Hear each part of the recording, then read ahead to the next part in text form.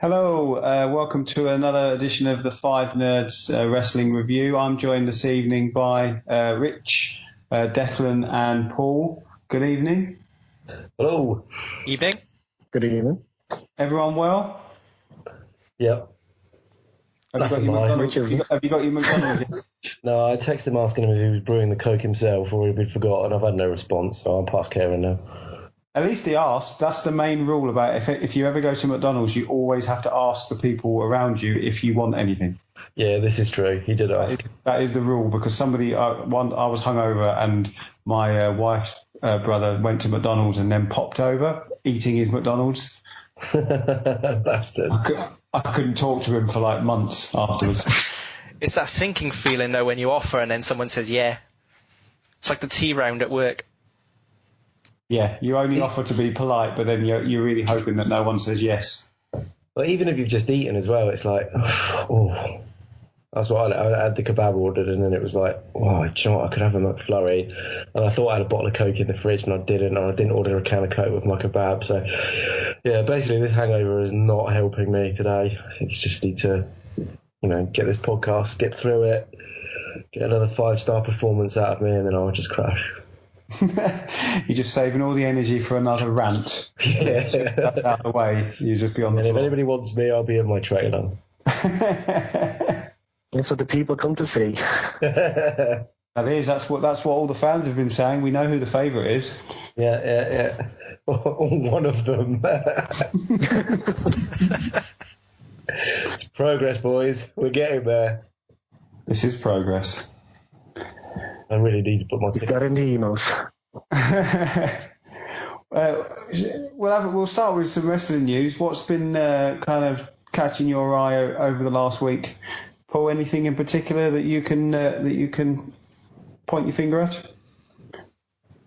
Yeah, did anyone see that CM Punk was offered apparently $1 million for a one-off performance with 5-Star Wrestling? I don't even know who they are. But I saw it on one of those news sites where they were, this is Punk offered $1 million. And I mean, he's just dining out on his heart. He's probably not responded, has he? Because let's face it, he wants to, continue his UFC thing and that. But I just think, is that what wrestling's going to become? In these little shows, things like What Culture, 5-Star Wrestling and that, instead of like trying to build their own product and, push their own talent, they're just going to start offering ridiculous sums of money to ex-indie darlings who, fancy a payday. Well, what does it actually bring to the company if they were to get him for that one-off show? What else, they're going to spend $1 million on him, but apart from that pop when he walks through and you're going to get bombs on seats for that show, knowing it's a one-off, you're not going to get a long-term audience, are you? Like you say, I can't imagine how it would earn anywhere close to $1 million of revenue to the company. So it's not going to be a profitable show, and like you said, it's not going to generate any goodwill or brand loyalty because. I don't know if anyone caught their show that was on, funnily enough, 5-Star, the channel 5-Star. It was a terrible show where they just booked, I think it was Rey Mysterio and Magnus and Drew Galloway and all the ex-WWE guys, and didn't book any British talent whatsoever. And it was a really bad show. Yeah, and it's kind of like the WAW stuff. I talked about it the other week when we said about like Ricky going up against Alberto Del Rio. I mean, it's just, I don't get it. You want people to be invested in your product and get people to keep coming back to it. It doesn't interest me. I mean, I wouldn't, just because so they paid $1 million for CM Punk. I'd be thinking, do you know what? You could do a hell of a lot more with that $1 million. Place has been doing this for years, or Federation, whatever they're called these days, been getting in these big stars just for one-offs. It's been going on for years and years and years. Unless he's got a hard-on for these particular wrestlers, I just don't get it. Maybe there is a market for it, but it doesn't interest me.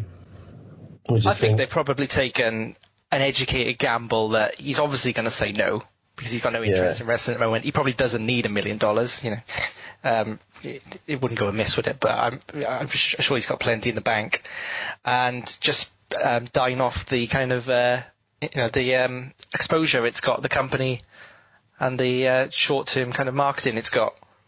Yeah, I think that's what it looked like to me. It looked like some clever marketing. Lots of people, us included, are now talking about that company. I knew a little bit about 5 Star, but that was only because they're coming to the Newcastle Arena soon, and I looked at the prices and it was something silly like 70 odd quid. So maybe that's how they're affording to offer him $1 million, because they are charging ridiculous prices for their tickets. Because it's John Morrison and Mysterio and that kind of people, isn't it? So it's not huge names.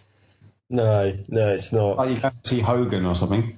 Well, yeah, but his name's mud at the moment, isn't it? Did you see the Punk's doing some TV show in America and got called out by someone called Bananas?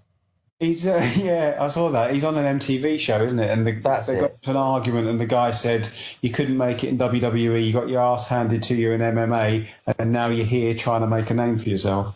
And apparently, you had a fight.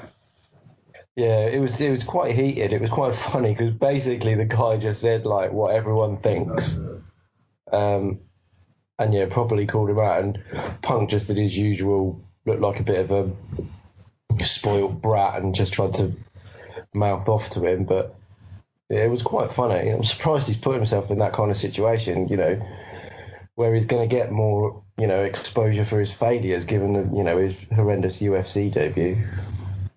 Yeah. Do you think Punk, in terms of longevity, would you think if he was still wrestling, would you think we would still be talking about him as a wrestling great if he'd been in WWE all this time? Or do you think it's just because he's not there that... Do we talk about him as a wrestling great? I think a lot of people just say about the pipe bomb and how, he's always on people's list of not one of the ones that they want to have back. So that tells me that... He was a hell of a talker. And, he could hold an audience, and he had some good gimmicks, and he could certainly get himself or other people over. But in terms of actual wrestling, I certainly wouldn't have him as the greatest of all time, as a wrestling great. Some of his ring work I thought was shoddy. He could tell a story, which, obviously that's part of it, but yeah, I wouldn't say that he was, brilliant. Well, that's what I mean. So would he be able to hang with the people that they've got now, if that's what you're trying to say? I think he would. I think he'd have great matches with the current roster. I'd have him back in a shot. I think he'd get shown up. Yeah, he is a modern great. He almost kick-started kind of this revolution that's happened. But he kick-started it with what he said, not with what he did. I think it's a bit of both. Is it? Yeah. From the day that he went on and then he dropped this, pipe bomb that we all refer to, tell me when he went into that ring and raised the bar. The John Cena match, the Money in the Bank. Well, that isn't a classic match. Of course it's a classic match. Well, it's a classic match because of the storytelling. It's not a classic match from a pure wrestling perspective. Yeah, but WWE is about storytelling, isn't it? It's not about pure wrestling. You say that, but now it is about wrestling. That's when you look at the talent that's on the roster. The guys like Joe, AJ Styles, Finn Balor, Shinsuke, Kevin Owens. Yeah, but it's still not about wrestling, is it? The world champion on Raw is Brock Lesnar, who had just come out with a story with Goldberg. It wasn't a wrestling match. You've got Jinder Mahal's the champion on the other brand. That wasn't a wrestling match. That was a story as well. Before that, Orton and Bray Wyatt was certainly nothing about wrestling. So at the top level, it's got nothing to do with wrestling at all. But they're still wrestlers. They still have to go out there and do a job and tell the story. The Money in the Bank match in Chicago was... did Meltzer give it 5? He did, yeah. It's the last one, wasn't it? He gave it because of... No, there's a couple in New Japan since then. No, last one in WWE. Oh, yeah. There's been a 6 in Japan. Oh, fucking hell. But a lot of what he gave it was because of the story behind it, the crowd, the way the wrestlers played to it, and bits and pieces. But, you know, from an actual wrestling perspective, it isn't, you know, it's not up there with Taker versus Michaels for me. I mean, that was a proper wrestling match where, you know, two guys putting their body on the line. I mean, there were some bad botches in that match. If you watch it back, some of Punk's ring work in that match is sloppy. But from an actual storyline perspective, yeah, it's absolutely brilliant. It's enthralling. And I do think there's a difference. And I think in today's industry, on those rosters, I think he'd get found out. I don't think he's as technically gifted as some of these other guys. He never did it in New Japan. You know, did he really do it on the indie circuit compared to, say, Daniel Bryan? Did it in Ring of Honor. I think he had quite a good run in Ring of Honor, but it was very similar to what he then took to WWE. I think that was the Summer of Punk was a carbon copy of what they'd done in Ring of Honor. Yeah, but that was my point really. Are we seeing his ability through rose-tinted glasses? And if he had stayed for another 4 or 5 years and he was there with the wrestlers at the moment, would we still see him at the same level that some people view him, or would he be found out by the talent that's there currently? I'm a big fan of Punk, but it's more around, like you say, his ability with a microphone rather than his ability in the ring. Although I think he's a very talented in-ring worker, that's not what draws me to him. Yeah, and I have to say I'm the same. When I go back and I look at, you know, clips of what CM Punk did in the business, I don't go and look at his matches. I go and look at his mic work. You know, the stuff he did with John Cena in the run up to that match, and you know, my favourite Punk promo is the one he does with Triple H when they just call each other Paul and Phil, and I think that's also my favourite Triple H promo, because I thought, you know, Triple H sort of answered all of his questions and then just says, look, this isn't about wrestling, this isn't about anything, this is about the fact that you disrespected me, so I'm going to kick your ass. But to turn the question on the head then, could anyone hang with him on the microphone now, other than Triple H? Well, Roman Reigns, obviously. No, probably not. And that's as much part of it, isn't it? Yeah, but I don't think that people are given the freedom on the microphone that they used to be, and that might be because of what Punk did. Yeah, I think... Well, I mean, I don't know, actually. Saying that, The Miz could probably do it. Yeah, The Miz would have a great time with him. Yeah, and I think that, and it's not always about being a talker. It's about how you say it. Like, you look at Paul Heyman now. You know, Paul Heyman is widely regarded as one of the best managers and the best promoters in the business as long as it's been around. But now his work has become stagnant and stale because he's just repeating the same shit. You know, the Beast will conquer, the Beast will do this, the Beast will do that. What guys like The Miz are doing, and Cena did it as well in their feud up to WrestleMania, is they're taking real life and they're making it relevant. Because it's almost like they're moving towards this fourth wall breaking that Punk basically initiated, where it's almost like they're stopping to treating the audience like they're dumb.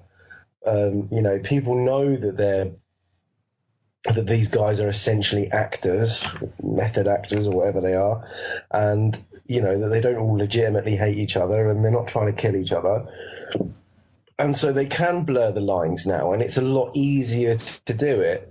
But I think you're right. I think only certain people get that type of creative freedom, and I think they're the people that can hold themselves on the mic like CM Punk can, rather than, you know, someone like, I don't know, Dolph Ziggler, for instance. They're not going to give him that much freedom. No, because, you know, they don't trust him enough. He can't carry himself well enough. No, but saying that, and I know you've mocked him a little bit, but probably one of the best promos or the best handling of a crowd in the last 6 months at least was Roman Reigns after WrestleMania. He didn't, you know, he barely said a word when he came out at Raw after beating The Undertaker, and that's probably the best that he's done in terms of managing a situation with a crowd. Yeah. I think he got heat for that, didn't he? Because he was actually supposed to go out there and say a lot more. And I think that's why they gave him a lot of praise. And yeah, as you said, we've given him criticisms, but I thought we've all acknowledged the fact that what he did that night was actually play the crowd perfectly, from his mannerisms to the smirks on his face, just to the way that when he decided when he was ready that he was going to say something. Other than that, he's boring. Yeah, and he gets to wear a bulletproof vest. Oh, I hate his get-up. I know it sounds ridiculous, to bring sort of image and stuff like that into it, but I honestly think he'd get over more if he didn't wear that stupid outfit. Yeah, definitely. I think he's actually good in the ring. I think he has some really good matches. He just doesn't connect with the audience. No, because he looks like a fucking Power Ranger. In some ways, it don't make sense though, because he hasn't changed anything from when he was in the Shield, and when he was in the Shield, everyone was saying he's going to be the breakout star. He's the one who's going to make it. Oh yeah, definitely, and a lot of that was down to his Rumble performances and the fact that he's a big guy and everyone knows Vince gets a Woody for him. But when you look at the three of them, as you said, he hasn't changed since the days of the Shield. Ambrose went on, got jeans and a dirty looking t-shirt. He's basically Luke Harper's slightly deranged brother, and Rollins ditched the outfit as well, and he went down to just a pair of trousers and boots, and it does make a difference because he has to break away from this whole Shield thing. They got new music. Ambrose got his theme tune, Rollins got his theme tune. Roman Reigns still comes out to the Shield. And, yeah, I think he just needs freshening up, and I think they should have done that with him at the start. What I have always wondered, though, is so when MVP was in the WWE, and he used to wear the singlet, and he looked like a Power Ranger, and the reason for that was because he's got offensive tattoos, I think from when he went to prison. And that's why he used to wear the singlet. So I'm wondering if maybe that's the same thing with Reigns, whether he's got something under there that the WWE don't want people to see. I don't know. I think he's been on some of the network shows. I'm sure they've shown him in less clothes than what he wears. They've shown him with his top off. Yeah. I'm trying to remember. Well, maybe perhaps they just don't want him to be too associated with The Rock. Because obviously, if he takes off his top and he's ripped and he's got that big Samoan tattoo on him, people are just going to go, oh, it's The Rock with, long hair. Yeah, because having him celebrate in the ring with The Rock, they won't connect them at all. I'm sure someone said, I don't know if it's true or not, but someone said he wears that vest because underneath he hasn't quite got the physique that it makes it look like he's got. And he's got a more typically Samoan physique. I don't know if that's true or not. Do you mean he's got a dad bod? Exactly, yeah. He's built like Rikishi. A bit more like Joe, a bit more like Rikishi. Oh, he must be wearing one hell of a set of Spanx.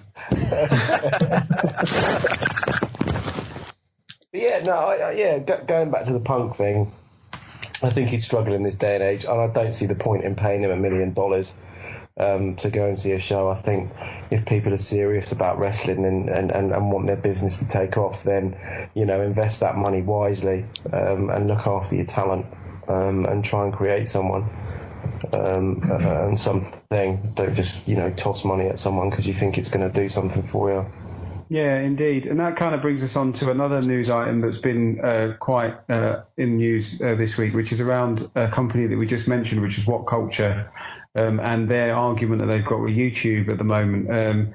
YouTube have branded wrestling as a form of entertainment that is kind of non-PG. So the pricing structure that they give to the people who load the videos has changed drastically, which means that What Culture are making a lot less money than they have done. So they've had to cancel a lot of shows over the next few months. Any thoughts on that? Do you think are YouTube to blame, or have What Culture kind of started off on a really, really bad business model that they can't maintain? I think it's stupid in the sense of, advertisers who, because that's what it's down to, isn't it? Because of the way they've classed What Culture, advertisers now won't allow their products to be advertised on there because it's basically they don't want to be associated with that type of program, isn't it? Yeah. But if you're talking about like the type of content that these guys have, how is it any different to the other stuff that you can find out there? Like, I mean, you can pretty much YouTube anything violent or racist or. You can, but then they will probably censor it fairly quickly once they know about it. And obviously What Culture are relying on the money that comes in from posting these videos. I don't think it's maybe the wrestling content that YouTube have an issue with. It's more around the other stuff that What Culture do, because obviously some of them are comedians and they are a bit close to the bone on some of the stuff that they do with their top tens. So maybe it's that YouTube are finding a problem with, because they censor the MMA stuff, which is as close, kind of a parallel with WWE. I think I remember that they're not targeting What Culture Pro Wrestling specifically, are they? It's wrestling itself they've deemed as not suitable for these kind of advertisers. And if you look at the range of wrestling that's available out there, you'd have to say that some of the British companies, to some of the kind of more violent indies like CZW, that fall into that category. They aren't suitable. And if the big brands have said they don't want to be associated with that, then I assume that's why YouTube are taking the decision they've taken. In some ways, I think, perhaps it is, a part of What Culture's own problem. They've obviously, they've got a really good, unique product.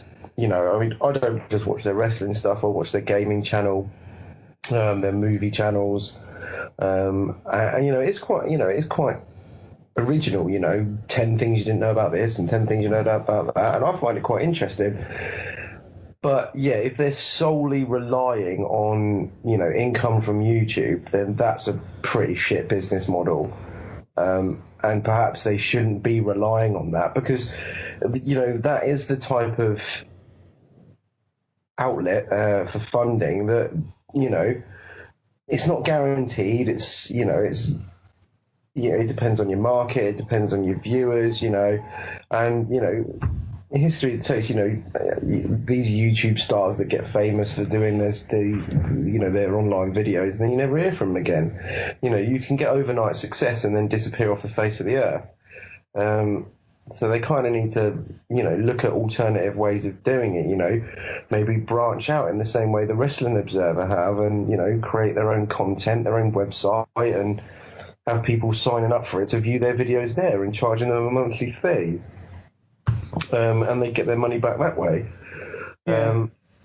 Well, they've got their What Culture Extra stuff, which they do, which you have to sign up for, and they've got a magazine and some other things that they get revenue from. But I think YouTube was the main source, because, to give you an example, one of the videos that they would normally expect to make money from had 1.1 million views, and they only made $44 from, where they would have previously made thousands, I'm guessing.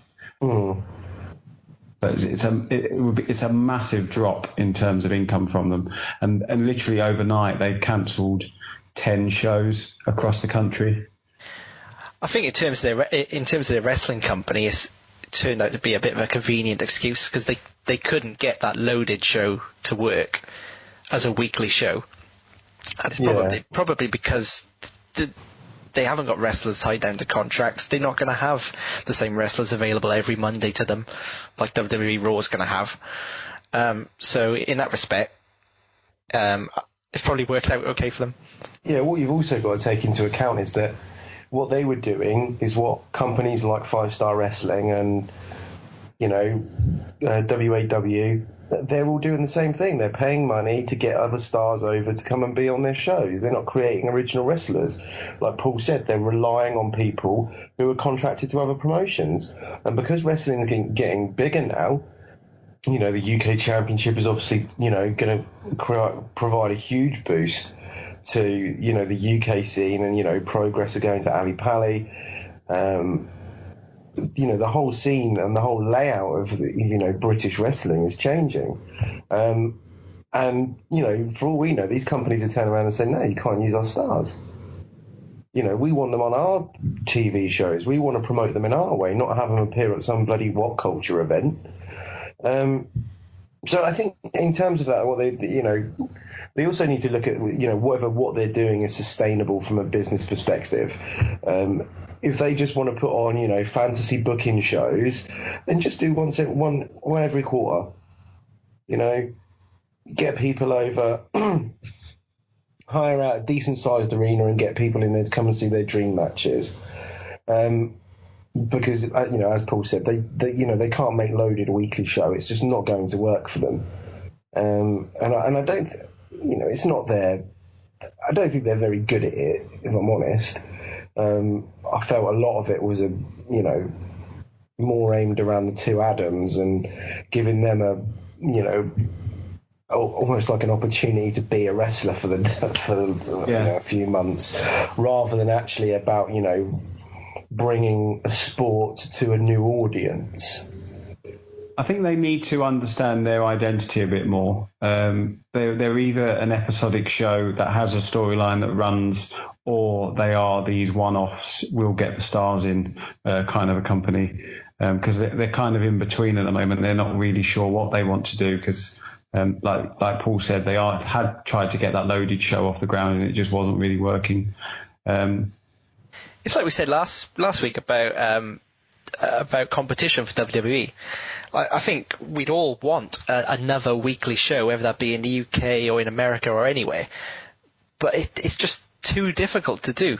If you haven't got the money to do it and you don't have the money to pay the talent to be exclusive to you, you can't do it. Yeah, then do something else and change what it is that you're trying to do. It's hard enough to organise a weekly podcast. It is, mate. Yeah.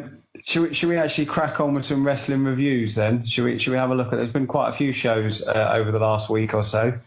Starting off with NXT. So I've said it right that time, so Ollie can be smiling as he listens to this.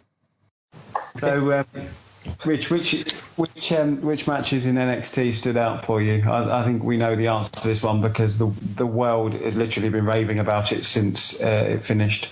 Yeah, absolutely. The triple threat between Asuka. I'm joking. Yeah, I mean, Tyler Bate versus Pete Dunne was absolutely brilliant. And it's brilliant for a number of reasons. First and foremost, they've been given an opportunity to go on NXT, which obviously has a cult following. They're representing the UK. They're showcasing the best that UK wrestling has to offer, and they've got a 4.75 rating from Dave Meltzer, which is tight. If we're honest, it was a 5-star match for most of us. Just the storytelling, how they worked, the crowd were invested, and Pete Dunne looks like he's legit going to hurt people. And he's believable as someone who's going to smash someone around, and that whole bruiserweight gimmick is really, really good. And it was an absolutely cracking card from top to bottom. But yeah, Bate versus Dunne stood out for all the right reasons, and I hope going forward is that these guys get an opportunity to keep showcasing their talent and showing not only the WWE and Paul Levesque and Vince McMahon, but also getting other people to buy into it. And what I hope they don't do with it is go down and what they've done with the cruiserweight, which I'm not a massive fan of 205 Live. And they don't end up getting put onto that product, and that they find a way of using them on NXT, using them on the main roster, giving them a match at a pay-per-view or something like that, and then allow them to develop in the companies that they work for. Yeah, I think what they've said is that they definitely want to have a weekly UK show, or at least a regular UK show. So I know we've had the tournament, and then there was another weekend of shows recently. So they said they want to keep that going, and then they probably want to have the title defended wherever possible on a takeover. So I think that will really give them the kind of spot in the limelight that the two of them definitely deserve. They both look like absolute superstars in the match. It wasn't even the longest of matches. The crowd were on their feet literally from the first minute till the bell rang at the end. We had "This is awesome" chants. Holy shit and holy shit! Wrestle forever. Yeah, it was just unbelievable. It's fight forever, isn't it? Yeah, it made my 6-year-old swear. For the first time, my 6-year-old swore out loud as he was watching it with me, and look of horror on his face, and I didn't know whether to be ashamed or proud that he'd got that reaction from the Dunn bait match. Yeah, and I think it's brilliant, and I hope they keep doing it. There's plenty more guys like Bate and Dunn who can go on and do that, and hopefully they'll get the opportunity to do that. Yeah, it'll be a shame if they just become WWE wrestlers, because I think they've still got a lot to offer to the UK scene, because obviously they're both part of British Strong Style in progress, which I think they can still do so much with. So hopefully WWE will still let them be part of that scene for a bit longer whilst they continue to build their name in WWE.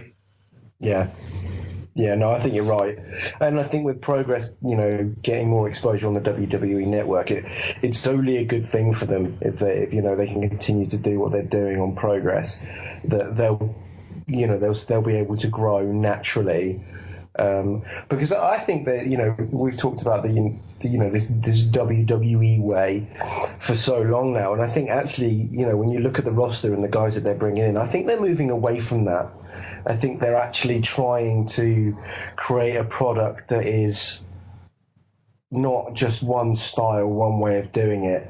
They want it to be, they want their big guys, they want their technical wrestlers, they want their high flyers. They want to create a menagerie of wrestling culture within the business, rather than just, you're 6'5" and built like a brick outhouse, you can be world champion. And it is good to see. And, when we eventually have our State of Wrestling, podcast, I think that's quite an important point, is that they're moving away from it. And part of the reason they can't get a competitor is because, realistically at the moment, nobody's got the talent base, the storyline creative. I know it's not always perfect. But just the whole overall picture of how wrestling should be. And they're getting there. And, other companies just aren't even close. No, definitely not. And this NXT, for me, it still doesn't feel like a WWE show. It still feels very different to the other stuff that we're getting on a weekly basis. This match, more than anything, but just little bits and pieces, the way that they end a match, or the some of the moves that they allow the talent to do, it just feels that little bit different. And hopefully, like you say, that is the move that WWE are making, that it is becoming a more diverse company in terms of the product that we get. Yeah, I think so. Were there any other matches that caught your eye at TakeOver? I thought it was strange to see the NXT title match not end the show. Normally you would expect that would be the main event, but nonetheless it was still a good match. I wasn't... my biggest criticism of Rude versus Itami was always going to be the GTS thing, because they were in Chicago and that was going to be the sole focus of it. It wasn't a bad match. It certainly wasn't a cracker. I don't know what Meltzer gave it in the end. I can't recall, but I just really liked the end. The fact that Rude had to do the finisher twice, and the second one was he driven home with real meaning, and you could see that he had to go that extra mile to get the victory. Yeah, I think it's good because it makes Hitami look like an actual contender, because what you got to remember with him is he's been out for a long time he had his shoulder injury, and it's taken him a while to get back into the into the ring, and he's been almost thrust instantaneously into the main title picture, and he needs to to be seen as a genuine threat, and he needs to be remembered for all the pomp and circumstance that was around his original arrival, because you've got to remember back when he was first announced as being part of NXT, there was this huge fanfare. This was Kenta, he was bigger than Nakamura at the time, and so they need to build him up again. And I think the double DDT finisher at the end, that's good. Like I said, it doesn't show that he's had to do something to put him down, and that's a nod to New Japan, surely, because that quite often they'll have to do a super finisher. Yeah, beat their opponent. I like that. Yeah, and I like it as well because in these day and ages, you don't need to have some fancy high impact move to get to have a legit finisher. I think. Ambrose uses the DDT, Alexa Bliss uses the DDT, Rude uses the DDT. Way back when, Jake Roberts used the DDT, Mick Foley used the DDT. These are all guys who are put in the bracket as some of the greatest wrestlers of all time. So there's absolutely no harm in taking a DDT. When you actually think about it, you're being held in a headlock and dropped on your fucking forehead. That's going to hurt. Especially if you're getting dropped onto plyboard. So, and it's good that, one of those DDTs didn't keep him down. And, it took a second to get them. But, in terms of, where Rude goes next, I would imagine that Itami's going to get the belt at some point. I would imagine that he'll get the belt and then Sanity will go after him. And do it that way. That'll free Rude up to probably come to the roster at some point. Do you think Rude will go to the roster then, the main roster? Oh, I think so. I mean, that entrance, he is a main event star. He always was in TNA. But there's just, I don't know if there's something that means he doesn't connect to the audience as well as they want him to, that may mean he might struggle in the main roster. No, I think he'll do. Is it more that his entrance is over rather than him? It's the old Daniel Bryan yes chant. Were they behind him, or was it that they really enjoyed the yes chant? I think Rude's a good worker. I think the problem with him, and Triple H has alluded to it himself, like, he's not happy with where the product is at the moment from an NXT perspective because they've lost some talent and they're kind of having to reboot everything. And I think in Rude's situation, he's kind of been, punished in that sort of sense because, he's had to sort of carry that main event scene that had, Joe, Nakamura, Balor, Rollins, Kevin Owens. They've all gone now, and Rude's kind of had to start from scratch. So I think in some ways it's unfair to sort of tar him with that brush that he's not getting over enough. I think he's doing a grand job with what he's got available to him.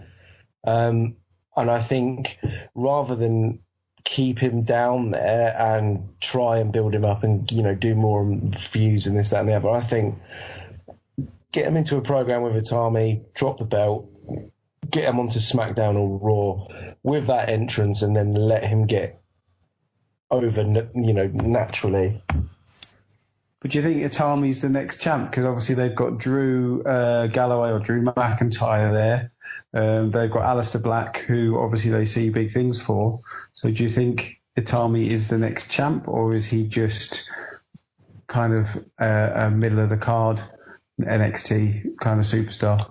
No, I think Kenta is a big enough name, and Kenta versus Nakamura would, get a lot of interest. And again, it's that getting viewers from other countries to buy into the product, and you'd have two Japanese superstars on the main roster. Vince isn't stupid, but Itami just needs time, and he's got the same thing as Nakamura. He's got to get the grasp of the English language, and that's always an obstacle and a hurdle to overcome when you're going up to the main roster, is you need to be able to talk.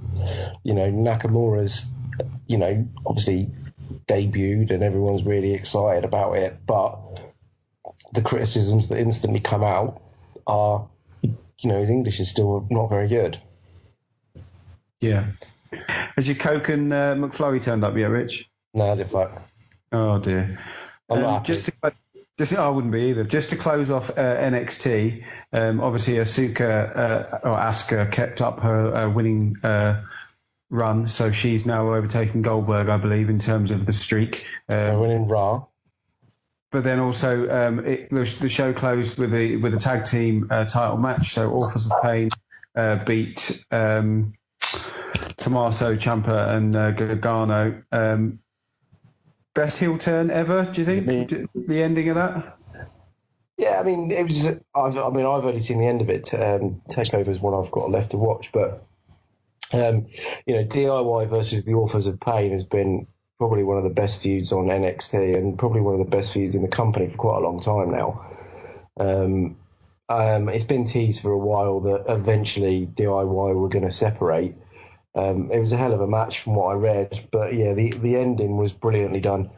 They were stood in the ring. The sign came up at the back of on the Titantron or whatever they call it now, and everyone thought, the show's over, brilliant, what a great event. And then Ciampa just turns on him, and it's brutal, emotional, it's the proper sort of end of a friendship.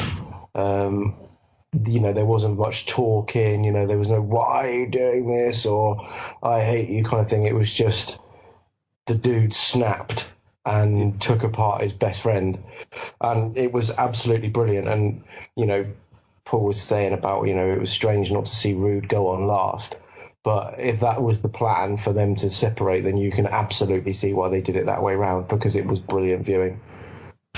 No, I thought it made absolute sense in terms of the order of the show once you'd watched it all. Paul, I know you said you haven't watched it, but if you're going to watch any bit of Takeover, then I would say watch the Bait and Done match and then watch the tag match at the end, because the last 5 minutes and the heel turn is just absolutely amazing the way they do it. I'll definitely watch it, 'cause I was going to go watch Bait and Done anyway. When they're stood there, we covered that without you. Well, when it looks like they're having a curtain call, and this will be their move to the main roster, and then he turns and says, "This isn't our moment, this is my moment."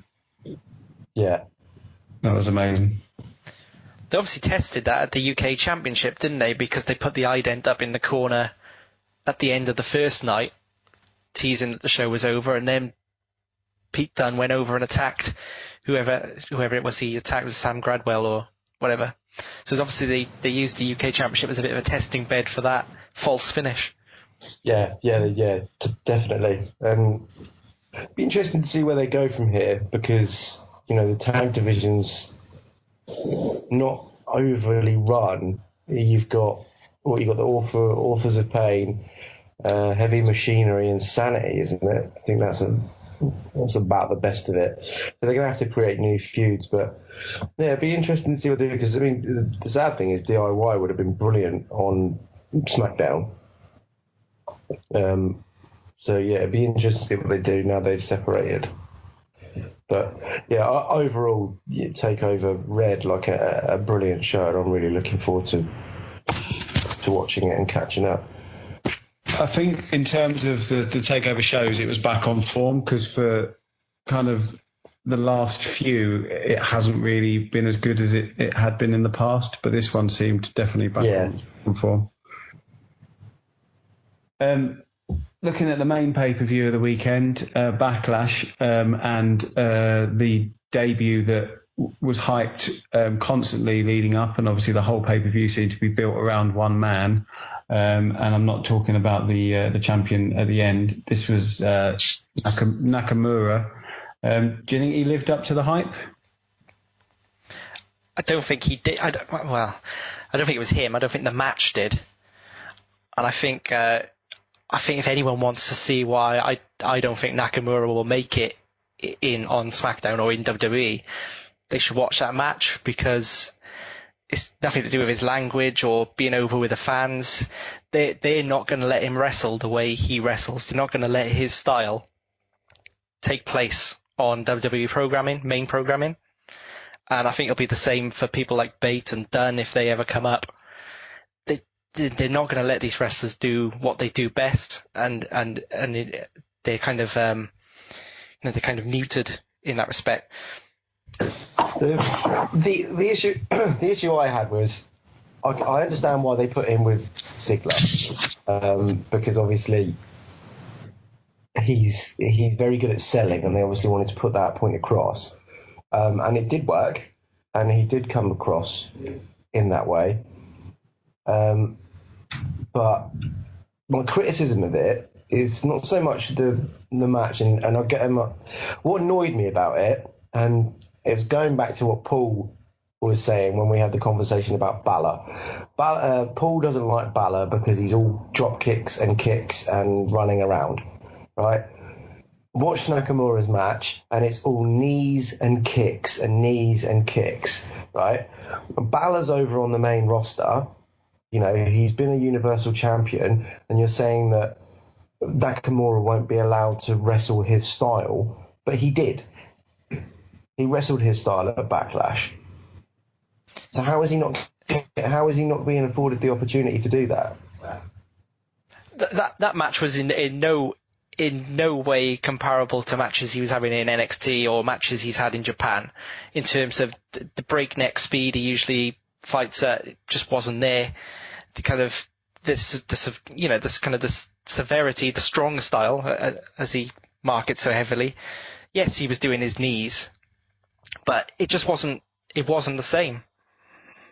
Okay, I mean, yeah, fair enough. Yeah, but so he didn't go at a breakneck speed. But this is his first match on the show. What were your actual expectations? You don't. This is the guy that they obviously want to succeed on the main roster, so you don't have him go out there and do this straight away. You've got to build him up.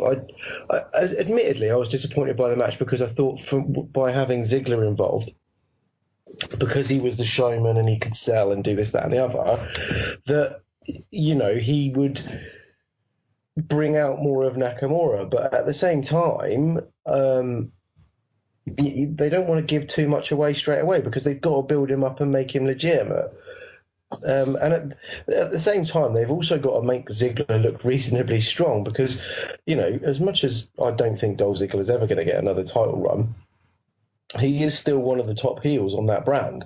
If they completely bury him, what does that achieve?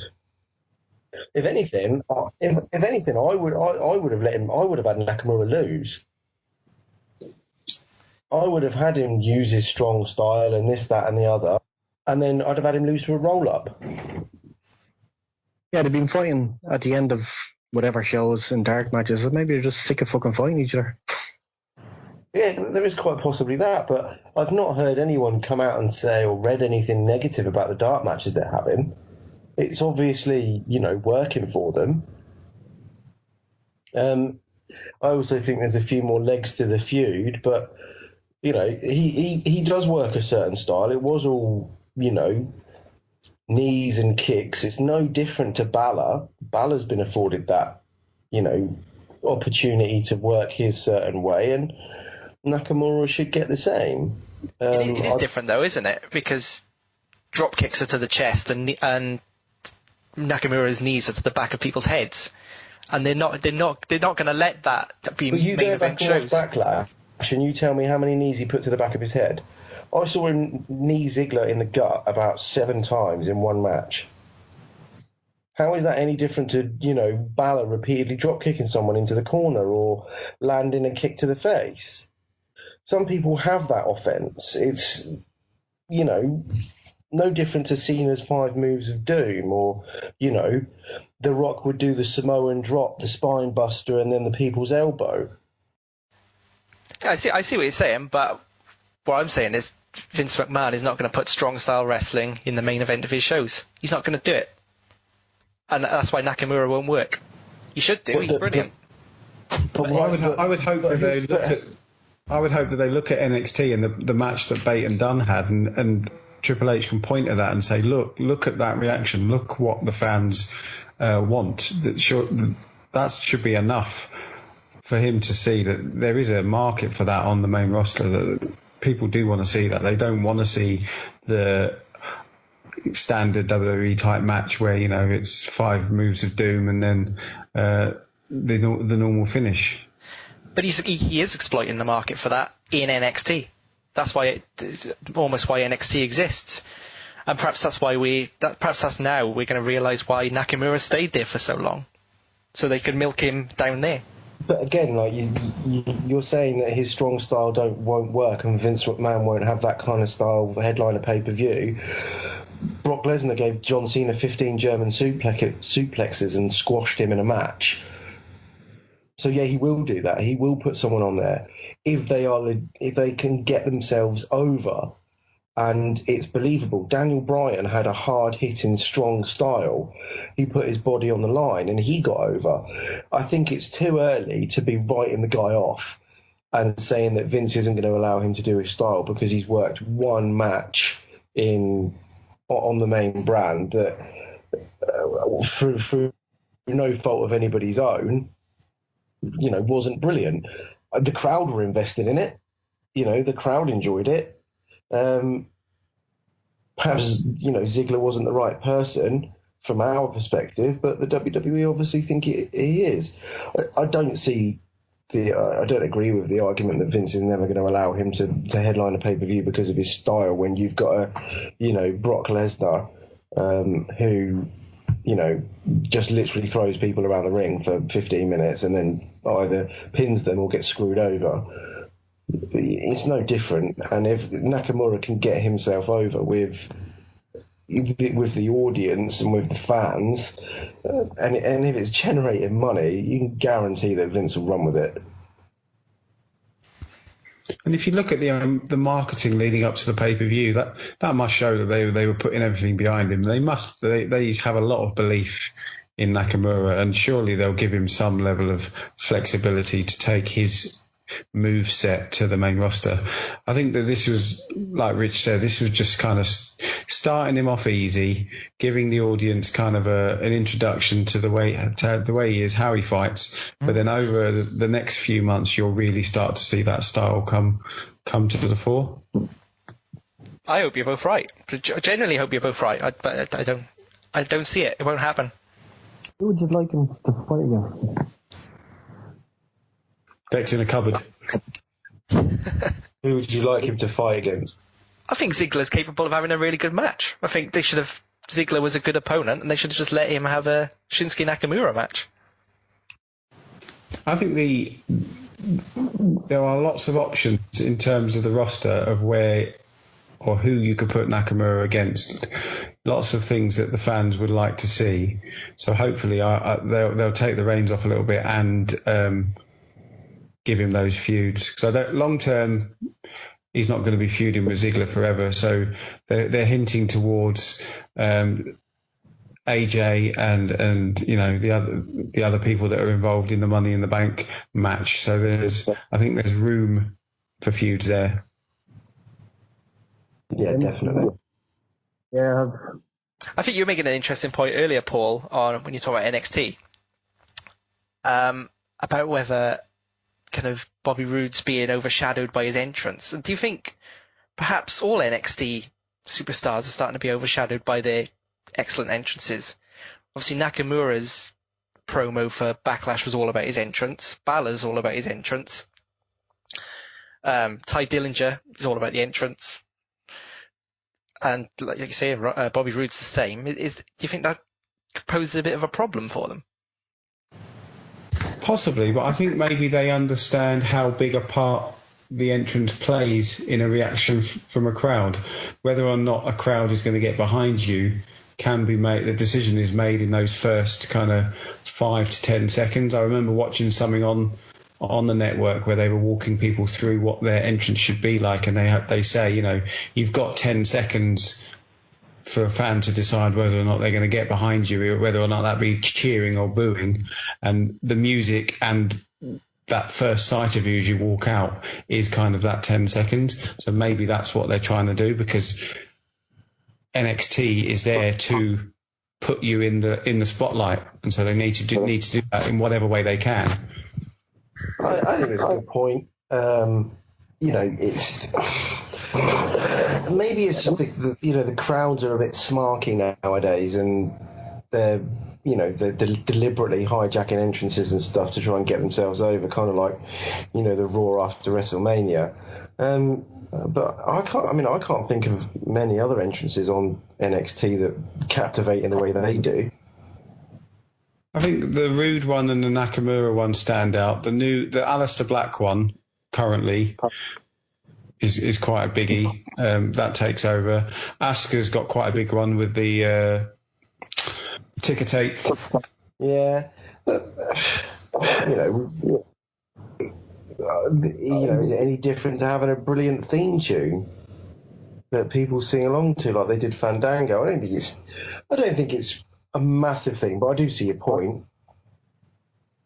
Okay, obviously one of the biggest talking points of Backlash was the new champion to close the show, Jinder Mahal. Rich, what do you think? I think it's the right decision. You didn't say that last week when I said he was going to win. I know, but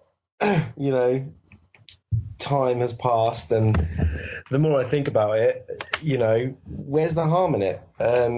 Randy Orton's title run's been pretty crap. I don't think anyone's been impressed with him as champion. The whole Bray Wyatt feud was a bit rubbish. They've done it before with, when Sheamus got called up. He came out of nowhere and beat Cena and won the title. Quite star heavy on the SmackDown roster, certainly at the main event scene. So, while Jinder's got the belt and he'll finish off with Orton, and then they'll bring someone up to take the belt off him. They're high on Corbin, and obviously I'm guessing they're going to want to get Styles in the mix, Nakamura as well at some point, and yeah, it does make sense. And I think I've read that they're planning to give him a month and see how he does with it, and take it from there. But I mean, they're going to want him to drop it to a face. Maybe that'll be a returning John Cena. Yay. But it's not hurting anyone. SmackDown is the land of opportunity. Give him a chance. Let him run with it. What's the worst he can do? Screw it up. He's still a world champion. He's obviously put a lot of effort in. Everything I've read about him in the last few weeks, ever since he was sort of thrust into the limelight, is how impressed everyone's been with how he's got himself into this shape, his work ethic, his devotion to getting to the top level. And so in some ways it's nice to see the guy, actually achieving what he set out to do. What I do find quite interesting is, the heat that he's generating. Obviously it is very organic, and it's come from the fans, but I'm not sure whether he's getting heat because the fans don't like him because he's world champion and they don't want him to be champion, or if he's getting X-Pac heat. And I think that is also going to play a part in how he gets himself over, and if he can maintain it, because, if they start giving him X-Pac heat, then they'll just die on its ass. You know, there's no denying that he's champion for a reason. Obviously, you know, 5 million people watch it in India, so that's, you know, that's obviously going to influence the business decision. Yeah, they're big fans of Canadians. Yeah, it's funny, isn't it, that he's and it's quite funny the way he's portrayed. So they do they've been doing 2 sets of clips. So when he's talking on the American television, you know, Americans don't like me because I'm rich and I'm this and I'm Indian and blah, blah, blah, blah, blah. But when they're promoting him in India, he comes across as very humble and, you know, from a certain background. So it's quite funny that they're obviously trying to play him in 2 different ways. Yeah, I didn't realise that. I didn't know that they were doing that for the 2 different markets. I've just seen how he's being portrayed to the American fans, and it just seems a bit tired and old and kind of a stereotype foreign heel kind of gimmick, which I'm not a big fan of. I did wonder how that would then kind of help him in India in terms of WWE getting behind him. But if they are changing the marketing around him for the Indian market, then that makes sense. It does. Have they got an Indian tour coming up that maybe they're going to keep the belt on him for a bit and then go over there? I think they do have a tour coming up this month, which is obviously part of the reason. But, you know, as I said, he's worked hard to get there, and what's wrong with taking a chance on him? It's something different, and it gives them an opportunity to sort out other angles and feuds going forward. So yeah, I'm not at all against it. I think it's the right thing for them to do right now. It is something different, but do you not think it's too much too soon? Because when Sheamus won, he came up and, you know, won quite quickly, but Jinder was a jobber. He was losing weeks before, you know, in the weeks leading up, and then suddenly this turn, and within weeks he's number 1 contender, and then a couple of weeks later he's the champion. It's just a massive turn. Yeah, it is, but you know, wrestling's a fickle business. You know, when you look back at when he was a jobber, he wasn't ripped. When he was in the 3-man band, you know, he was, you know, a bit of a joke character. They all were, but you know, some things happen organically and people grow into their role. Daniel Bryan was one, John Cena was another, you know, Kurt Angle, you know, even guys like, you know, CM Punk, they've had the same issues. And sometimes you need to just be thrown in the deep end and see whether you can swim. Where's the harm in it? No, I know, but if you're Bray Wyatt and you look at what's going on now, surely you'd be kind of questioning it a little bit and say, well, you know, where was my run? Maybe if you look at Bray Wyatt and kind of basically any other heel in the business, they're coming out and they're getting cheered, and the fans are hijacking the show to such an extent that it's become ridiculous, and it is ruining kind of the concept of the show. So perhaps maybe WWE decided to make a heel by throwing someone in at the top, almost purposefully discrediting the World Championship to make a heel. To throw someone in there who they know 75% of the fans don't believe are deserving, so they're going to boo it out the arena. They can't do it through screwy finishes with the Singh brothers, and maybe that's just what Vince wants to do now, to make a genuine heel. Yeah, I think with regards to the Singh brothers, I mean, that's just booking 101. That's what they did with JBL, and there's similarities between, you know, Jinder and JBL, both rich, well articulated, well dressed. JBL had the Fashion Brothers, and Jinder's got this, you know, the Singh brothers. It's, you know, it helps him get over, and that's what heels are genuinely like. You know, Jinder's not a Brock Lesnar heel, he's a standard everyday heel, and in some cases it is easy to pigeonhole a guy and just give him a gimmick that you know will get over and that isn't necessarily original. But it's not you know, at the end of the day, the guy that's doing it still has to run with it. You know, to going back to Paul Mack's point about, you know, Bray, you know, Bray's had plenty of opportunities, but he just, you know, he wheels out the same shtick, and, you know, his ring work hasn't been brilliant when he first started, so that's held him back. And, you know, at the end of the day, as much as it's an entertainment show and, you know, we watch it because we enjoy the sport, it's still a business. If Jinder Mahal's going to get you a portion of 5 million viewers in India and Bray Wyatt's not, you know, it makes sense to push the guy that's going to make you money, even if it's short term.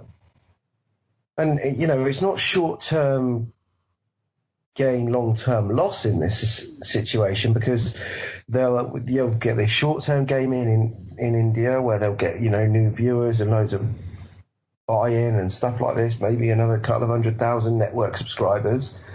And in the meantime, you know, they'll be building up the other guys to start a whole new feud over the World Heavyweight Championship. And, you know, they'll be looking at pushing Baron Corbin and, you know, Sami Zayn. So, you know, it's cause and effect in a way, and you have to give a little to get a little. And in some situations, you do have to go through this transitional champion phase. They did it with the Great Khali, and it's just a part and parcel of the business.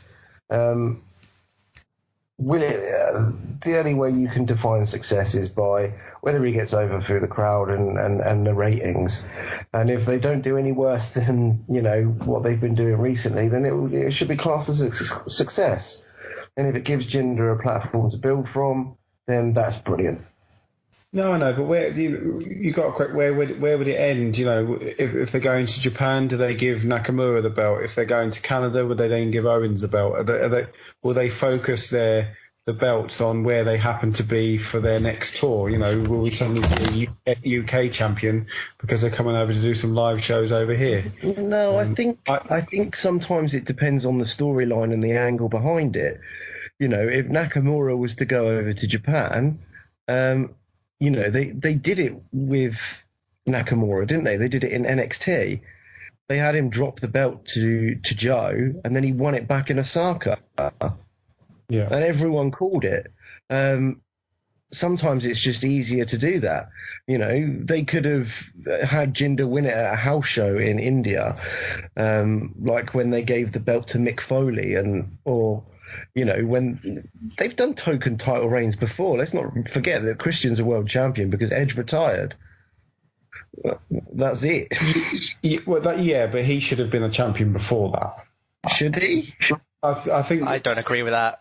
What, you don't think he should have? No, not at all. Christian's never struck me as a world champion. He was great in TNA. Yeah, he was really good in TNA. I think he's always been a really good worker. He's good on the mic. He gets across with the fans. I never question his legitimacy as a champion. Yeah, I mean, I'm with Paul on this. I disagree. I don't think Christian was ever a world champion material. Yeah, he was a world champion in TNA, which at the time was a poor product. To be fair to him, he had a much better gimmick in TNA than he did when he came over to the WWE. But he'd also lost a hell of a lot of body mass when he came over to the WWE. He was nowhere near the size that he was when he was playing Christian Cage in TNA. And yeah, he should never have been world champion when he came back. He got the belt because he was Edge's best mate, and they wanted to do it as a tribute. Rey Mysterio win it just because Eddie Guerrero. Rey Mysterio, another example. He got it because Eddie died. Yeah, I'm not going to argue with that one. But like I say, it happens. Token title reigns happen, and it's down to, you know, the person that's put in that position to make it work. You know, I say, going back to the Nakamura example, when he won the belt back in Osaka, that's because it worked. You know, he was already over in the business. And Jinder's got an opportunity to do that now. And that should be what the wrestling business is about, is creating opportunities, because this is what people work towards. They want to be the World Heavyweight Champion. And from the WWE's perspective, if he tanks as champion, then whoever goes over him to win the belt back, and they'd have to pick a face, is going to get a massive pop off it and a massive rub off it, because the fans are going to hate him. They're going to crap all over it. And the sooner he loses the belt and they give it to someone else, the sooner the fans are going to cheer. Yeah, it makes perfect sense from that perspective. I don't think fans can say clamour for variety and change, but then kind of impose the caveat that it can only be people they deem appropriate to be world champion. You either want variety or you don't. And also with kind of British fans can't really criticise WWE for pandering to the Indian market on the same weekend that they massively pandered to the UK market as well. Yeah, absolutely. And the British Bulldog got the win over Bret Hart at SummerSlam '92, which was held at London's Wembley Stadium. Nobody expected him to win that much, but he did because it was in his hometown. Santino won the Intercontinental title at a house show in Rome. So it's always happened within the business. It's not a new thing. And yeah, Paul's right, if the wrestling fans can't complain that these people are getting attention and mainstream, because, they've spent so much time bitching about how John Cena is always world champion or Randy Orton's world champion. And when they get something different, they're like, I don't like that. I want Randy Orton to be champion. I want Roman Reigns to do it. And then the second they put the title on them, they'll dump all over that. Oh, God, Roman Reigns is world champion. Why can't we have Jinder back? The smart fans don't like it because they didn't see it coming. Exactly. And that kind of hurts their ego that we can call everything that's going to happen, but no one saw it coming. I think the smart fans only ever want it to be booked the way that they book it in their heads, and anything else isn't good enough. So you'll never meet their expectations unless you were always booking through their own eyes, and that never happens. But everyone's opinion's different. Everyone likes a certain type of match or a certain type of champion, and you can't please all of the people all of the time. And I think what they're doing with Jinder, I'm not a massive fan of it, but I think from the business perspective and the way the land lies, it's the right decision. I don't have any problem with it. I'm certainly not going to dump all over it. I don't expect him to go on a 437-day title run, because that's not going to happen. But I think he'll do a job as champion, and he'll either make a go of it, or whoever they build up next will, get a massive rub off of taking it off him, because he'll be so hated. Okay, well, keeping on the Jinder kind of discussion and looking at SmackDown and the events of that, we saw the announcement for the Money in the Bank match. So one of those are probably likely going to be the next person who feuds, do you think, with Jinder? No, I don't think so. Not one. I'm not saying the winner of the Money in the Bank. The winner. Those five. Yes, and maybe no. Okay, that's always a good answer. I read a rumour that there will be 7 participants in the Money in the Bank match. Okay. Who are the additional 2? Well, Kevin Owens is the 6th, isn't he? I thought there was 6 people announced. Kevin Owens was the 6th. Corbin, Zayn, Styles, Owens, Nakamura, and is there not one other? Don't think so. Got 5 people in a Money in the Bank match. That's ridiculous.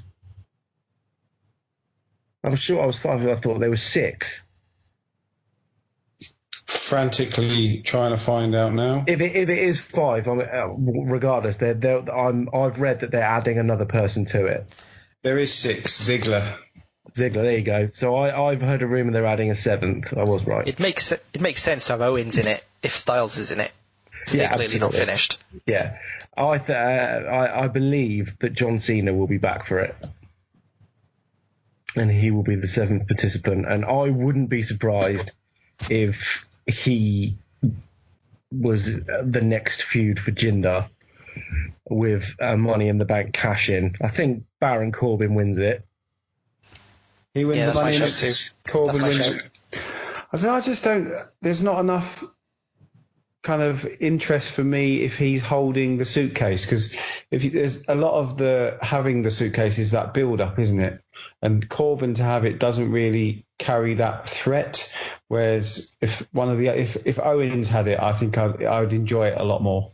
I think the thing with the Corbin is if they build him correctly, where he is just a genuine threat, and I think that's what they want to do. They want to build him up as this, reckless, aggressive, will do whatever it takes type character. If he's then got the belt as well, that makes him dangerous. And it'd be nice to see something different from, Money in the Bank winners previous, Dean Ambrose cashed in the same night, Seth Rollins cashed in at WrestleMania, but Seth Rollins wasn't dangerous. He was an opportunist in the mold that Edge was, and that Edge used so well. So I'd like to see someone who, carries himself really well, batters people around the rings, built up as, a legitimate threat, but also has a thing where he could walk into a match, beat the living crap out of you, you get a roll up, and then he's still got the contract to cash in.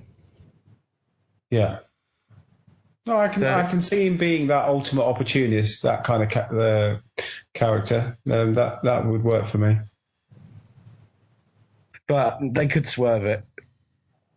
Then we could see Styles maybe.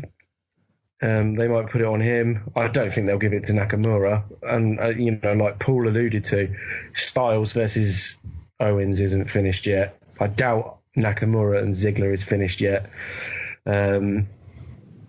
Corbin, Zayn, and then a Cena. Okay, well, Zayn's obviously in the match, and he's beaten Corbin twice in a row, which is against the law, isn't it? Sami Zayn winning. Yeah, it was a bit of a shock, but didn't he win again Thursday night and then got the living piss beaten out of him? Yeah, well, that's the norm. Yeah, he can't stay a winner for too long. So do you think he's just there to make up the numbers? So him, Ziggler, and possibly Nakamura are there to make up the numbers, whereas the other three might have a legitimate chance of winning? I wouldn't say that Nakamura is there to make up the numbers. I think Zayn is your spot monkey, along with Styles. Corbin will take a few big bumps, as will Owens. It's a good Money in the Bank match. I'm quite looking forward to it. I think it'll work quite well. But yeah, I think in credit to SmackDown, you wouldn't begrudge any of them walking out with it. No, and I think that's the thing. Like, for once in a while, we've actually got a Money in the Bank match where you could make a case for every single one of them. In years gone by, we've had, awful people in there where you just think, oh, he's never going to win it. How many has Rey Mysterio been in? And you see, he's not going to win the bloody thing. Or, just some complete random who's got in there, like when they put bloody Big Show in there, no one expects the Big Show to win it. No one thinks he's going to win it. Can he climb a ladder? Is he not like a Dalek? He just can't go upstairs. Could Jericho be in it?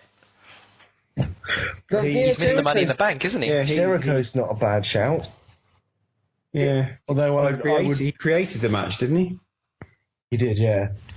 Yeah, and he's got the most appearances as well, hasn't he? Yes. We'll find out from Tuesday's stat pack. Yeah. Again, it wouldn't surprise me, because obviously his story with Owens isn't finished. I still think there's another turn in that.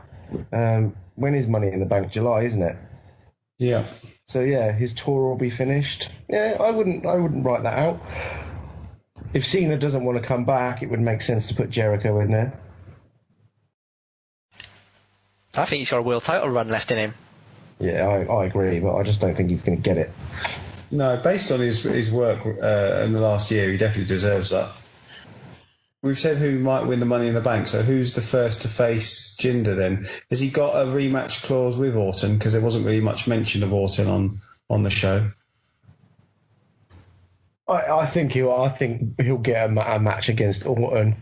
I think you'd have to, because otherwise, when you look at potential for Money in the Bank, we've just named 6 people who are in the main event scene, and they're all in one match. So I highly doubt that Jinder's going to face one of them. So it would make sense to go up against an Orton. Or as I said, if he's tanking as a champ, again, there's another opportunity to bring Jumping John back and put him in the match. Well, Cena is advertised for a few SmackDowns coming up, isn't he?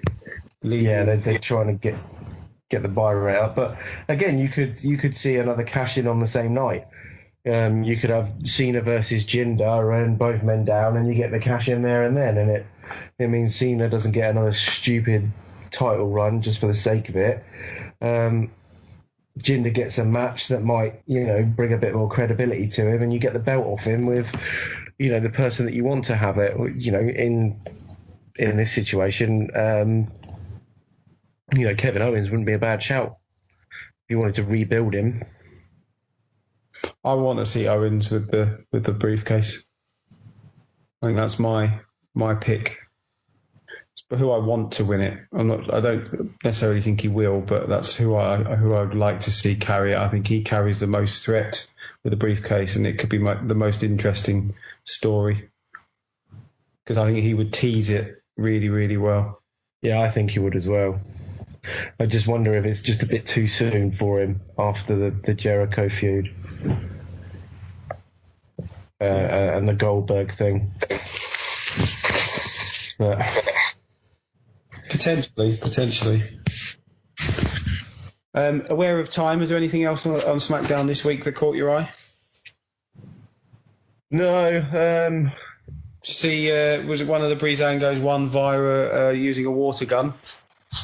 Yeah, I think they're brilliant. Me and PT were talking before you joined in the pre-podcast chatter. We were in the green room, and I was watching their tag match from Backlash, and they're absolutely brilliant. Tyler Breeze is just fantastic to watch at the moment. At Backlash, he came out dressed as a janitor, and then he was throwing a mop around, and then he got knocked out of the ring, and then he came back on the apron dressed as a grandma, and it was very funny. So yeah, I like what they're doing at the moment. It's something different. And it always seems to be on SmackDown at the moment, and that's where you get the difference from. Yeah, there's a bit more creative freedom on the blue brand. Do you think Breezango deserve a run, or do you think they're not quite at that level where they could carry the belts? Yeah, I think they could. They're a fun tag team. The tag team division on SmackDown is not exactly huge. I don't like the Usos. I'm pretty sure one of them dabbed in the middle of the bloody match. And he can't knife edge chop to save his life. I think it's Jay. Yeah, I don't see anything wrong. Give him a run. Why the hell not? The fans are behind them. I think it'd be quite enjoyable. What about you, Paul? Yeah, I think it'd be interesting to see. I wouldn't want to see them do it too soon. I'm just enjoying what they do at the moment. There's no point adding anything else to the mix like the tag team titles yet. Let what they're doing play out, and let the fans enjoy it.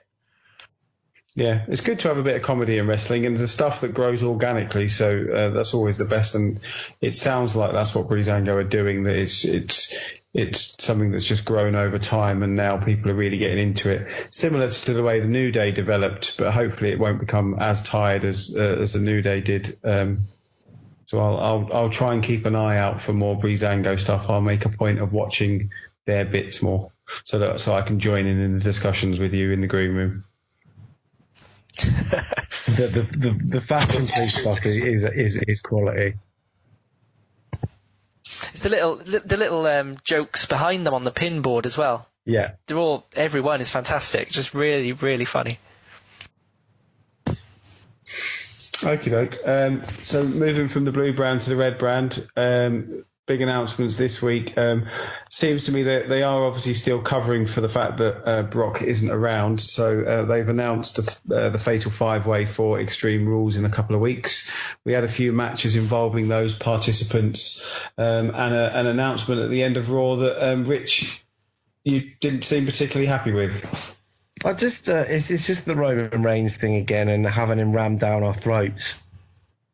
Every time, I think it's due to the Braun injury that's obviously created this instance again. But I was chatting in the green room before. They've announced 2 matches for next week. One of them is Balor versus Bray versus Joe. Yeah. Balor versus Joe, I mean, that's just going to be money, and throwing Bray Wyatt in there, it's got the potential to be absolutely brilliant. And, and that's a show stealer. And then they've announced Rollins versus Reigns as the main event. And I'm like, no, come on. Stop putting Roman Reigns in the main event all the time. Give it to someone else. Why is Balor, Bray and Joe not headlining the damn show? Why has everything got to be built around Roman Reigns? Cart him off somewhere. Get rid of him for a time being. He's not a massive draw. He's still not over with the fans. If Braun Strowman's taking his time out to heal, then why isn't Roman Reigns? He got battered at Payback. Yeah, Braun is smashed up again. Braun injures his elbow, and all of a sudden, Reigns is healed perfectly. Yeah, and yet no side effects, no injuries from what happened. He's absolutely fine. It's BS. He should be off screen as well, recovering from his injury. It's the vest.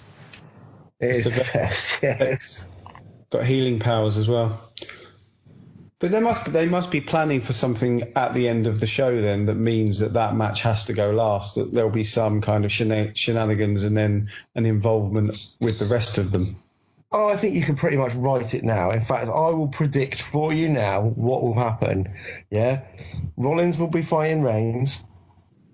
It'll be a back and forth match. They'll talk about how they were former partners and how Rollins stabbed him in the back and blah, blah, blah.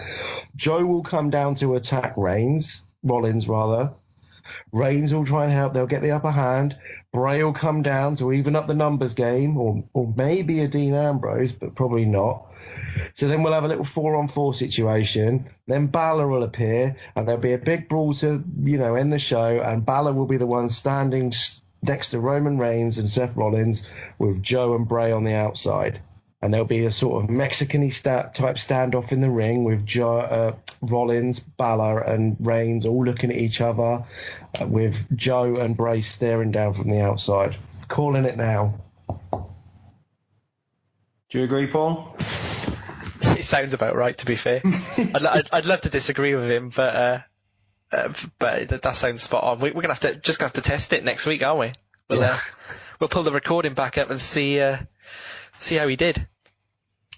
You can put it on we'll put it on the Facebook page. Yeah.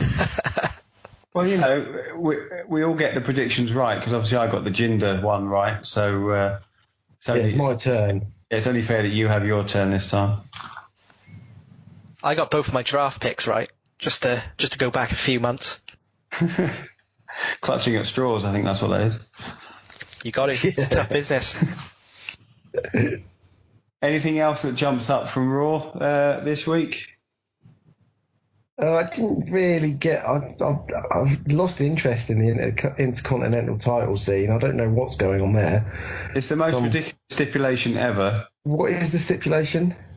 So it's a no disqualification match. No, it's obviously an Extreme Rules match, pay-per-view, isn't it? But if Ambrose gets disqualified, he loses his title. So the title can change hands via a disqualification. But why would you have a match at Extreme Rules that can end in a disqualification? Because that kind of beats the point of the whole pay-per-view. Yeah, it's not extreme, is it? No. Not very, and that means that Ambrose can't pull out a plant pot or a mop or whatever he has under the ring to attack the Miz with. I just don't understand how Raw can be so illogical and SmackDown be logical. They're run by the same people ultimately. Why are they so different? Well, they've got a lot of different writers, haven't they? It's a massive writing team for the two shows, and the main writer will be different. But isn't is it SmackDown that has the old NXT main writer on it, and Raw is kind of a lot of the older generation still writing for it? Yeah. So that might be. Someone somewhere in the company, whether it's Vince or some sort of quality control somewhere there, must look at them both and go, well, this one makes sense and this one doesn't. We should do something about this. You would think so. Both shows are struggling in terms of ratings, though, aren't they? Aren't they both seeing a downturn in their weekly kind of people who are watching, the viewer figures? I think there's less to that than people make out. I think TV ratings are just going down. I think the way that people watch TV nowadays, as we've touched on previous other podcasts, is so different that you can't really read the viewer figures as you used to. I can't imagine they'd go up for any significant length of time. No. Unless CM Punk came back. But that would, as we know, that would cost a lot of money. $1 million. $1 million. A show. It is, yeah. But if anyone can afford it, Vince can. Still think he's overrated. Right, so very aware of the time. It's 5 to 11. Some of us have real things to do in the morning, like real jobs. So we're gonna call things to a close. But we're going to do a couple of best evers. I did let you know them in advance, so hoping that you might have done a bit of prep. But if you're like me, you probably haven't. Best ever heel turn? Hogan. That's a good shout. It's difficult to argue with that one, isn't it? I'll go Austin, Mania 17. Okay. Mine's Stephanie McMahon at Armageddon. you go back and watch that. It's a perfect heel turn because it's I don't know whether I was too young to be kind of smart and know what was going on, or whether it was just before people started to know what was going on. But the people in that arena were genuinely shocked at what happened. Yeah. And as usual, Triple H played it to perfection, as he always does. Yeah. It's not a bad shout. Honourable mentions to Nikki Bella when she turned on her sister. Classic. Shawn Michaels on Mighty Jannetty. Yeah, that was going to be my pick, so thanks for stealing my thunder. Sorry, mate. I thought you were the host. You don't get a pick. All right, okay. Oh, now I'm the host. And what's the next one? Well, Shawn Michaels was going to be my choice, so yeah, that's the first one I remember in the barbershop, so I think that was the best answer.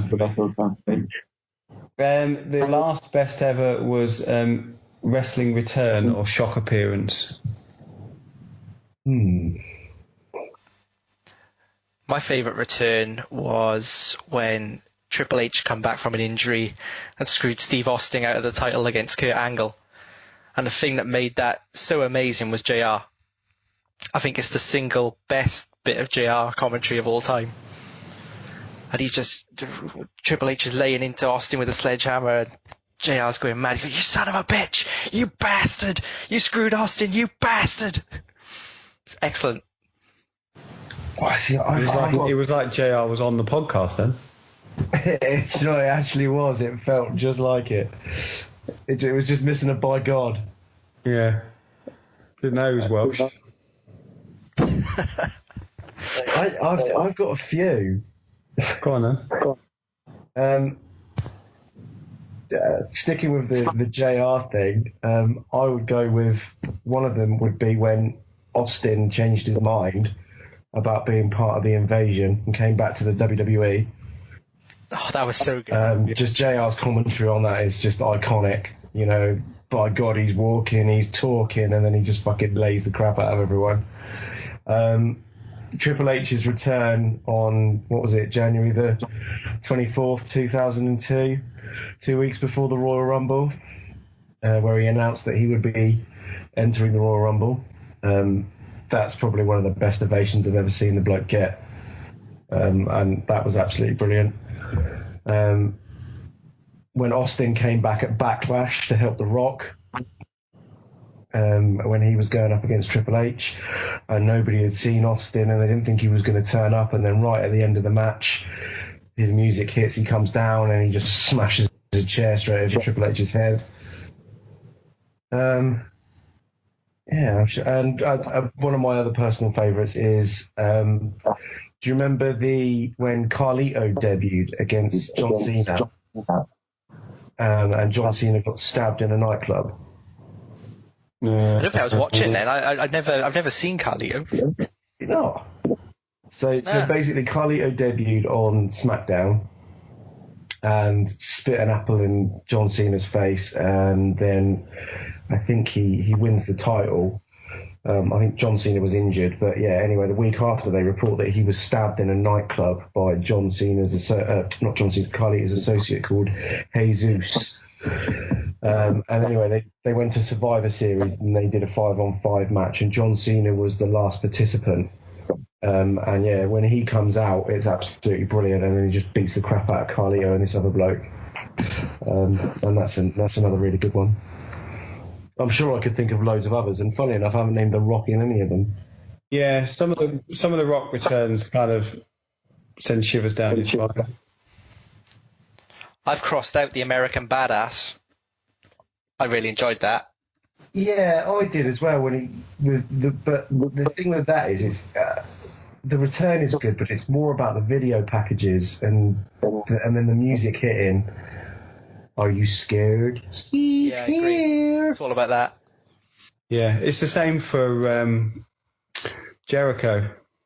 So when he debuted, and also and some of his returns as well, with the countdown and the code. That was brilliantly done. The debut was the best ever. Yeah, on the Millennium. Yeah, so good. And worst return would be when he came back. When he did the Save Us Y2J Crack the Code, purely because Jerry the King Lawler just completely no-sells it and shits all over it, and I hate it. Is that the same one when he came back and just trolled the crowd and didn't talk for about 3-4 weeks? Or was that a different return? No, that was when he came back with a jacket. This was the one where Randy Orton was the champion, and we had the Save Us Y2J, and there was I don't know if you remember, it was the passing of the torch, and they had this runner running down, and then he's running towards the arena, and then he gets clotheslined, and you just see Jericho stood there, and then they do the whole crack the code thing, and Jericho comes out, and then I think it's Michael Cole who's commentating. He's like, "Oh my God, yeah, Chris Jericho is back," and Jerry the King Lawler's just, "Oh, and it was the Jericho," and Jericho's like, "You no-selling dick." It was nearly as bad as when Triple H no-sold the fact that the Undertaker didn't have any hair. My honourable mention is for, it wasn't a return or a comeback, but you know when Triple H and Foley were feuding, and Foley came back as Cactus Jack. Yeah, that's a brilliant really shout. Just a look on Triple H's face. It's not just the way he looks as well, is it? It's the way that Foley delivers the promo. He's like, where you think, that I can't do this anymore, I'm not the right guy, but I do know a guy and his name, and then he rips his shirt off, and then, like you say, Triple H is just like, oh God. And their match at the Royal Rumble was absolutely brilliant as well. That's one of my favourite hardcore matches. Yeah. We'll save that as a best ever for another podcast. And that's a good way to end the show. It is. That sounded almost professional. So on that note, we've been Five Nerds Go. Thank you for joining us for another wrestling review. As ever, if you want to catch us on Facebook, please like and share for all your friends. Follow us on Twitter at Five Nerds Go. Like and subscribe to our YouTube channel. You can also catch this podcast and the rest of our podcasts on iTunes and Acast and SoundCloud. So please download and subscribe using any of those providers. We'll end it there, and we'll bid you good night. Good night, lads. Cheers, Paul. Good night. Right.